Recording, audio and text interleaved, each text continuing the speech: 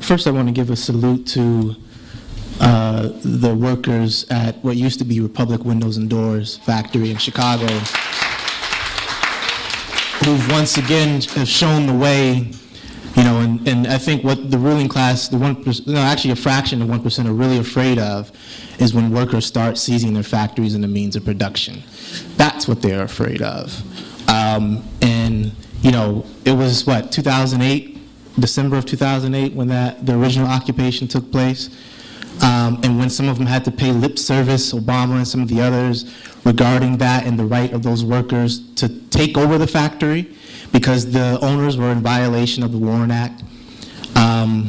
So we should salute them and remember that what we ultimately want in this society to move forward to a socialist society is that the workers and the oppressed seize the means of production.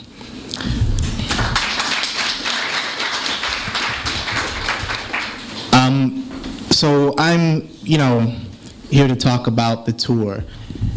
And there was a tour earlier, I was going to say earlier this year, but that was last year. And it revolved around when the U.S.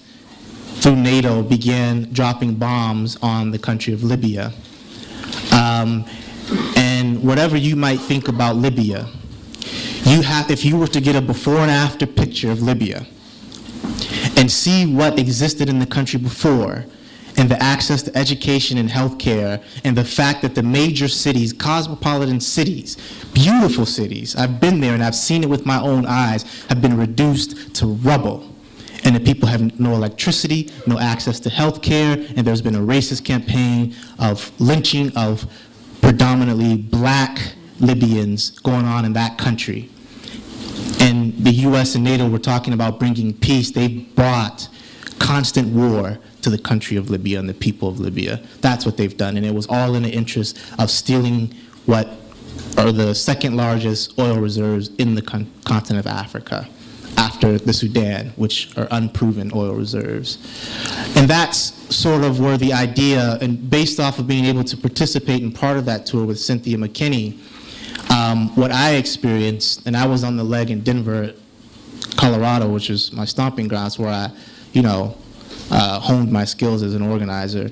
And in, you know, a meeting here in New York, which had hundreds of people, the meeting, the questions and the comments that people had didn't necessarily relate. They talked about imperialism in a broad sense. And of course, they talked about Libya. But Cynthia McKinney herself focused on broader issues, general issues, and connected them to imperialist war. What people had to talk about is the conditions that oppressed people primarily, because the majority of these meetings were black people, the conditions that they were facing in their communities.